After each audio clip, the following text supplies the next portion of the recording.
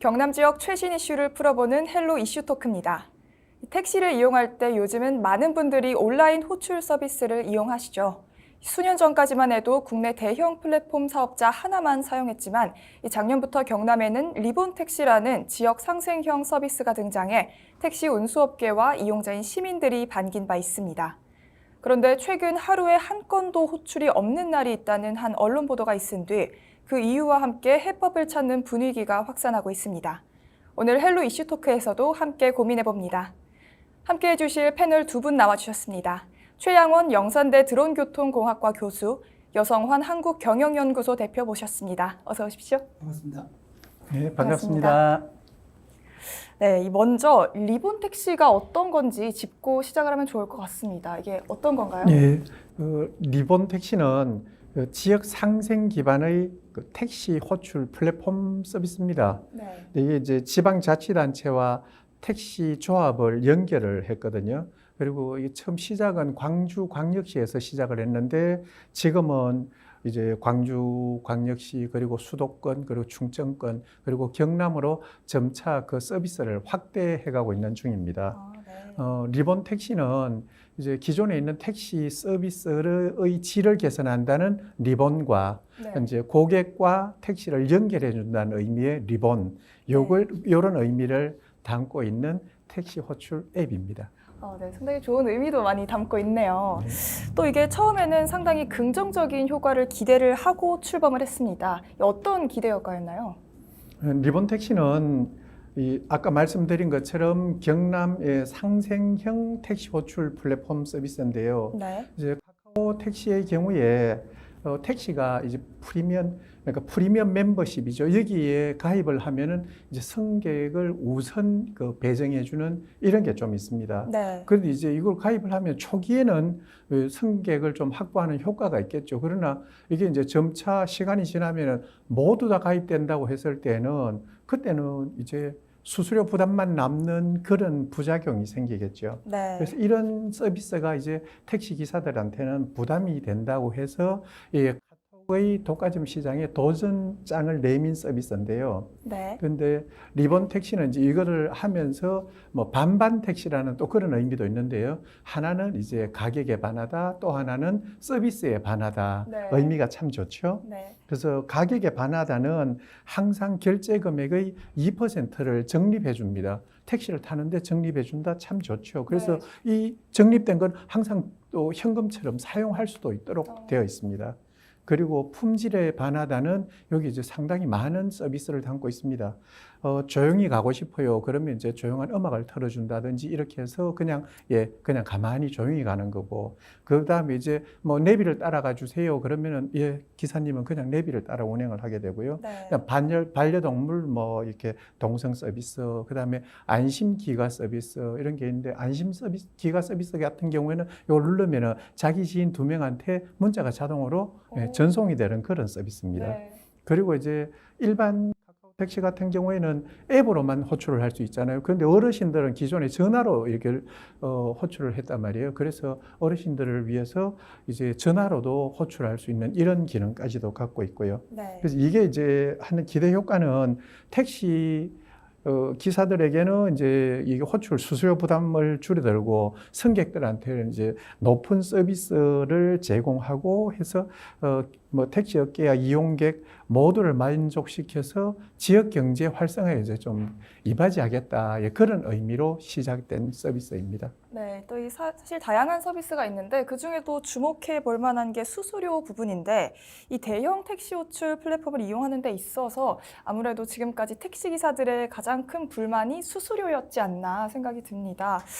그 비중이 얼마나 됐길래 이렇게까지 문제가 됐을까요? 그렇습니다. 카카오란 택시가 나오고 나서 택시 업계를 굉장히 혼란스럽게 했다고 볼 수 있습니다. 네. 혁신을 하겠다, 업계를. 이렇게 카카오는 슬로건을 그랬지만은 호출 방식으로 바꾸면서 처음에는 굉장히 좋았습니다. 네. 즉 타는 승객이나 그리고 기사들 모두 무료니까 좋았는데 2015년도 시작했거든요. 모두들 그렇게 될 것으로 보고 있었으면은 2021년부터 돈을 받기 시작했습니다. 네. 전 국민의 약 2,800만 명이 지금 카카오 택시 가입이 가입해 있고요. 택시 기사도 23만 명 정도. 네. 이 수치는 엄청난 수치거든요. 그리고 2019년부터 서서히 한 단계 유랄했지만 2021년 가서 그 폭이 굉장히 넓어졌다 이렇게 말을 할 수 있습니다. 특히 제일 중요한 것은 공공요금 체계를 인 택시 요금을 사실은 무너뜨렸다. 이런 아주 충격적인 사실을 우리가 받아들이고 있습니다.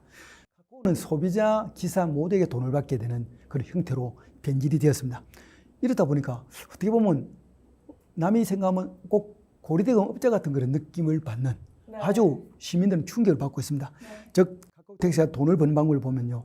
소비자 대상에는 쾌적하고 적절하다. 이런 자동 배차되는 택시란 것을 슬로건으로 냈고요. 이런 것들에 대해서는 3,000원에 대한 분류 호출의 웃돈을 받게 됩니다. 그리고 배차 성공률이 높다는 그런 이유로 1,000원을 더 받는 스마트 호출이 또 나왔습니다. 우리 이 타는 승객들은 그런 게 선택해야 되는 그런 아주 오묘한 위치에 와 있고요. 기사 대상으로 다른 기사보다 더욱더 독점적으로 코를 이렇게 노출한다는 명분으로 프로 멤버스라는 가입에 월 99,000원, 한 달에 99,000원은 저희들 휴대폰 통신료보다 더 많을 수 있습니다. 네. 또 블루 호출 시에는 매출의 20% 수수료를 요구를 하고 있습니다. 사실은 너무나 폭리죠, 그죠? 이런 데서 우리 시민들이나 그리고 운전자들은 굉장히 붕괴하기 시작했습니다. 네. 이렇게 하면 안 된다. 택시 플랫폼 호출 서비스가 이렇게 돈의 장사를 하면 안 된다. 이 취지는 사실은 택시가 대중교통수단, 즉 준대중교통수단의 위치를 가지고 교통 수요 조절이라든지 그다음에 대중교통을 좀 더 활성화시키는 그런 취지에서 발생됐거든요. 그런데 불구하고 IT 업체 카카오가 국내 택시 시장의 80%를 점유하면서 이제는 승객, 기사들 모두가 부담을 가지는 그런 것으로 변하기 시작했습니다. 이제는 웃돈을 주지 않으면 이런 택시 서비스를 받지 못하는 아주 저희 승객으로 봐서는 아주 억울한 처지에 와 있다 이렇게 말을 할 수 있습니다. 네, 이런 문제점에 대항을 해서 이 리본 택시가 출범을 한 건데, 근데 최근에는 이 리본 택시의 이용률이 거의 없다고 하는데 이게 어떻게 된 실정인가요? 경남 택시 운송 사업조합에 따르면은 경남에는 이제 4,213대 정도 택시가 있다고 그럽니다. 그 중에 한 2,100대 정도가 이 호출 앱을 깔았다고 그래요. 네. 그런데 이 하루에 이용객들이 이용하는 실적은 한 2,000건 정도. 그럼 2,100대에서 2,000건이 나오니까 하루에 한 건에도 못 미치죠. 네. 그러다 보니까 택시 기사들은 이제 앱을 깔아놨는데 별 재미가 없는 상태가 됐고요. 그렇죠. 그런데 이제 조금 전에 이 대형 플랫폼에서 운영하는 그런 이제 앱 같은 경우에는 뭐 경남에 한 600여 대 정도가 거기에 가입을 해갖고 있는데 네. 하루 평균 한 5-6건 정도 이렇게 호출을 받는다고 그럽니다. 그러니까 둘 사이의 차이가 너무 심한 거죠. 네. 근데 이런 이제 원인이 뭔가 하면은 우리 경상도 사람들의 약간 기질 이런 거하고 좀 연관이 있다고 봐지는데요. 네. 경상도 사람은 뭐 의리 뭐 이런 것 때문에 한 번 선택하면 잘 안 바꾸는 경향이 있는 것 같아요. 네. 이제 그런데 이런 거를 극복하고 우리 이제 경남의 리본 택시가 성공을 하려 그러면은 그 대형 플랫폼의 택시처럼 우선 이제 외관부터 통일해 갖고 시내 운행을 해야 사람들이 저게 있구나라고 인식을 하지. 지금 현재는 그게 안 되니까 저도 사실 리본 택시의 존재를 네. 처음에는 잘 몰랐었거든요. 네. 최근에 알게 됐어요. 그리고 두 번째로 이것뿐만 아니고 이제 나름대로 뭐 택시 운송조합에 따르면 뭐 열심히 홍보했다, 뭐 이렇게 했다, 저렇게 했다 그러는데 실질적으로 그런 홍보를 저는 한 번도 들은 적이 없고 네. 저희 집에는 MZ 세대가 2명이 살고 있는데 네. 물으니까 모르더라고요. 이 인터넷 검색을 해가지고 그때서 저한테 대답을 하는 형태. 네. 언젠간 들어본 것 같다. 이런 거에 있으니까 그럼 결국은 홍보를 그만큼 안 한 게 네. 주요 원인이 아닐까 싶습니다. 네, 이렇게 잘 알려지지 않은 실정까지 알아봤고 이제는 이제 비교 분석을 해볼 건데 또 최영원 교수님께서는 이제 부산과 경남 일부 지역 지자체의 교통 상황 체계 구축에 또 큰 역할을 담당해 오셨던 것만큼 이 내용을 또 잘 비교 분석하실 걸로 압니다. 또 부산에 비슷한 택시 호출 플랫폼이 있습니다. 또 이게 현재 상당히 잘 운영이 되고 있다고 알려져 있는데 이 리본 택시와 비교를 했을 때 차이점이 뭐가 있을까요? 예, 그렇습니다. 부산 동백 택시 요즘 굉장히 핫하던 그런 앱입니다. 네. 경남의 리본 택시는 사실은 이번에 제가 처음 알았습니다. 네. 써본 적도 없고요. 다만 부산의 동백 택시는 부산의 현지인도 많이 쓰지만은 네. 수도권에서 부산으로 왔을 때 동백 택시를 많이 이용한다고 이렇게 전해지고 있습니다. 왜냐하면 굉장히 편리하거든요. 네. 저도 지금 앱을 깔아놓고 있습니다. 네. 특히 휴가철을 맞아서 부산에 많이 오시는 분들은 동백 택시를 많이 이용할 것으로 기대를 하고 있고요. 네. 특히 동백 택시는 부산시가 사실은 주도했다고 할 수 있습니다. 네. 개인 택시 조합하고 같이 협의를 하고 만들었지만은 중개 수수료 그리고 호출 수수료를 없앴습니다. 공공 택시 호출 플랫폼이 택시 호출 플랫폼이라니까 시민들은 잘 모르거든요. 네. 정류장이라는 뜻이거든요. 모든 정보를 한 곳에 모아서 우리가 하나씩 선택할 수 있는 것이 플랫폼이라고 보면 됩니다. 네. 요즘 워낙 영어가 많이 나오니까 시민들은 무슨 말을 이렇게 어렵게 하는지 잘 모른다고 하고 있거든요. 네. 저희들도 잘 모를 때가 있습니다. 동백택시가 작년 11월 1일 날 출범되고 나서 운행 50일 만에 15,000여 대의 등록이 됐습니다. 부산에 지금 택시 등록이 24,900대 정도 되거든요. 네. 그중 운행되는 것이 한 2만 대 하루에. 그러니까 거의 75% 수준이 동백택시에 가입해서 앱을 이용하고 있다. 이렇게 볼 수 있습니다. 우리 대형 택시 플랫폼이 또 우리나라에 있거든요. 네. 가입률이 90% 정도 됩니다만은 언젠가는 부산에서는 역전될 것이다. 네. 이렇게 기대를 하고 있고요. 동백택시는 하루에 8,000여 콜이 이제 지금 오고 있고요. 네. 이런 것에 의해서 점차 증가하고 있다는 추세를 가지고 있습니다. 현재 부산시는 동백택시의 성공적 정착 그리고 도약을 위해서는 다양한 홍보 활동을 하고 있습니다. 네. 특히 이 홍보 활동이 굉장히 리본택시에서 비해야 할 점이 많다고 좀 보고 있는데요. 보도자를 각계 이렇게 제출해주고요. 그리고 부산시에서 공식 유튜브 부산뉴스라는 게 있습니다. 네. 여기에 해당 동영상을 올려서 시민들이 보고 빨리 익힐 수 있도록 이렇게 하고 있고요. 특히 내비게이션 시스템 개선에도 많은 이렇게 노력을 하고 있고요. 네. 감사 쿠폰을 발급하고 있습니다. 신규 이용자에게 웰컴, 기존 가입자에게 웰컴 3,000원을 하고 있고, 동백시 세 차례 정도 이용하면 3,000원에 또 호출 감사 쿠폰도 제공을 하고 있습니다. 네. 특히 동백택시의 제일 좋은 점은 동백질이라는 지역 화폐가 연결되어 있습니다. 그렇게 되면 이용하게 됐을 때 일단 저희가 동백택시를 타게 되면 예정 금액이 나옵니다. 네. 내가 가는 곳에. 그러면 도착해서 실제 정산할 때는 제가 예정 금액이 높았으면 작게 돈을 지급하면 되고요. 많이 할 때는 추가로 부담하면 됩니다. 네. 이런 것도 우리가 알 수 있기 때문에 굉장히 좋고요. 네. 다만 근래에 단거리 호출을 기피하는 그런 경우가 있다는 지적도 있습니다. 네. 그리고 내비게이션의 시스템 오류도 있다는데 이것들은 간단한 문제이기 때문에 해결을 할 수 있을 것 같고요. 네. 어떻든 플랫폼이란 것이 우리 시민들이 택시를 잘 이용할 수 있도록 하는 보조 시스템이거든요. 네. 이것을 저희들이 잘 이용하고 그리고 지역 사회에 많이 이용하면 교통 수요의 정책에도 많이 관여를 할 수 있고요. 네. 우리들의 생활의 삶이 좀 더 편안하게 되지 않겠나 그런 기대를 가지고 있습니다. 그럼 그와 비교해서 리본택시는 이런 체계가 잘 구성이 되어 있지 않았던 건가요? 말씀드리기가 좀 그런데요. 네. 그러니까 우리 리본택시도 거의 기본적인 개념은 이제 10% 뭐 페이백 이런 그 개념은 지금 아직은 없고 2%인데 네. 2%도 결코 작지 않은 개념이라고 봐지고요. 그다음에 기존에는 이제 한 호출당 1,000원의 수수료가 있는데 이것도 이제 대폭 낮추겠다고 그러고 있고 네. 이런 면에서 뭐 상당히 잘 된 것 같아요. 앞에도 말씀드렸지만은 이제 전화로 호출하는 기능 이런 것 같은 경우에는 뭐 기존에 있던 개념이지만 이것과 잘 접목을 시킨 것 같고요.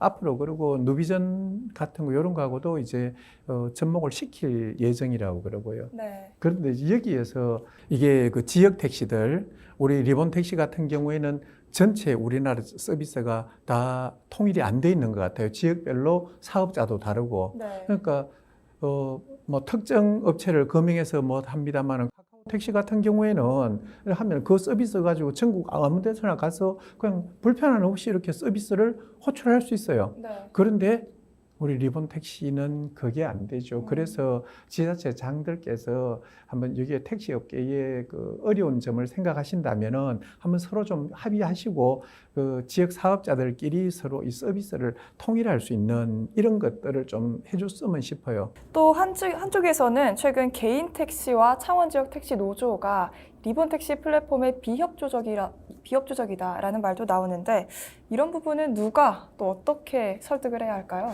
굉장히 민감한 문제입니다. 네. 택시의 생존을 위해서는 개인 택시 조합이 굉장히 많이 노력이 필요하고요. 네. 또 택시 노조도 같이 연결되어 있는데 서로가 누가 좀 비판적이다, 비협조적이다 하고 판단하기가 사실 쉽지 않습니다. 네. 다만 이걸 중재하는 우리 기초지자체가 있습니다. 저는 볼 때는 개인 택시 조합도 그렇고 택시 노조도 그렇고 이러한 것들은 전부 다 지자체의 중재 노력이 필요하지 않겠나. 네. 우리가 기초지자체를 믿는 이유가 딱 하나입니다. 서로 상생하기 위해서 이러한 단체들에 대한 대화를 계속하는 것이 굉장히 큰 문제거든요. 네. 그렇지 않으면 우리가 기초지자체를 믿지 않습니다. 왜 우리가 지자체를 믿어야 됩니까? 네. 이런 것에 대한 조정이 필요하고요.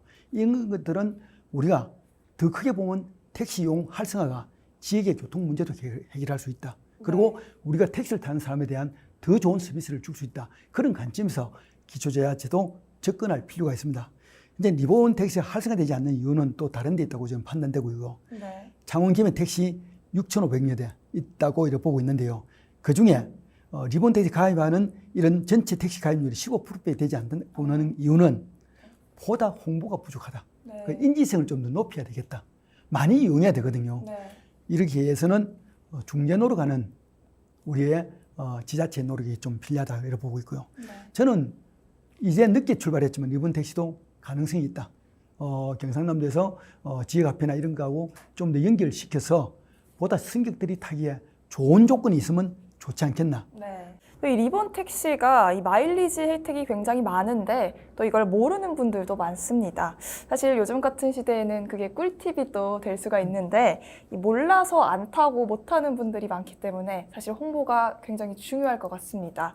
이 관이 주축이 된 만큼 홍보가 좀 더 쉬울 수도 있을 거라 예상이 되는데 이 어떤 방식으로 홍보와 마케팅을 해서 이 도민 접근성을 높여야 될까요? 어떤 홍보를 하든 뭐 서비스를 하든 이건 어떤 계기가 있으면 참 좋거든요. 네. 이게 뭐냐면 이제 그 대형 플랫폼 이 택시가 뭐 특정 택시 기사한테 이제 호출을 몰아준다 이런 의혹이 제기되면서 이제 공정거래위원회가 이걸 조사를 해서 이제 뭐 만약에 이게 불법이 발견되면은 제재를 하겠다 이런 이야기를 한 적이 있습니다. 이게 이제 사람들한테 그렇게 되면서 리본 택시에 대한 관심이 옮겨갈 수 있는 아주 중요한 계기가 됐거든요. 네. 이게 흔치 않는 기회인데 이런 기회를 이제 잘 활용해 가지고 적극적으로 홍보를 해야 되겠고 우선 첫 번째로 리본 택시의 디자인을 전국이 다 좀 통일을 하자. 네. 그렇게 되면은 이 다니는 대수가 많으면은 사람은 저절로 관심이 기울어지게 돼 있습니다. 네. 우선 그거, 그 다음에 이제 세부적인 사안으로 들어가면은 택시 노조와의 협업, 그 다음에 지자체와 상생 노력, 그리고 지역 화폐를 적극적으로 도입을 해서 지역 경제 활성화에 이제 도움이 될 수 있도록 네. 그 서비스 전반에 걸친 아주 그 폭넓은 점검, 그 다음에 세심한 배려, 그리고 서로가 한번 해보겠다는 적극적인 노력, 이런 것들이 다 이렇게 아우러졌을 때, 그때 비록 이제 그때 가서야 우리 시민들은 이 서비스에 관심을 갖게 되고, 그러고 나면은 이 서비스는 저절로 활성화될 거다. 지금 좋은 기회가 왔으니까 이런 때를 빌어가지고 적극적인 노력을 기울여야 될 거라고 저는 믿습니다. 네, 그렇게 다방면으로 빨리 개선이 돼서 활성화가 되기를 바라겠습니다. 그러면서 오늘 이 시간 마쳐보도록 하겠습니다. 오늘은 최영원 영산대 드론교통공학과 교수, 여성환 한국경영연구소 대표와 함께했습니다. 오늘 두 분 말씀 고맙습니다. 리본택시는 지역 상생형으로 단 한 곳이 아닌 업계와 지역민, 또 지자체가 함께 살아가는 방법으로 시행된 사업입니다. 처음 출발할 때의 취지와 각오를 되새겨서 향후 더욱 많은 분들이 이용하며 진정한 상생의 택시로 거듭나길 오늘 이 시간을 통해 다시 한번 기대해보면서 오늘 헬로 이슈 토크 여기서 마무리합니다. 오늘 방송은 유튜브 채널 헬로 경남에서 다시 보실 수 있습니다. 시청해주신 여러분 고맙습니다.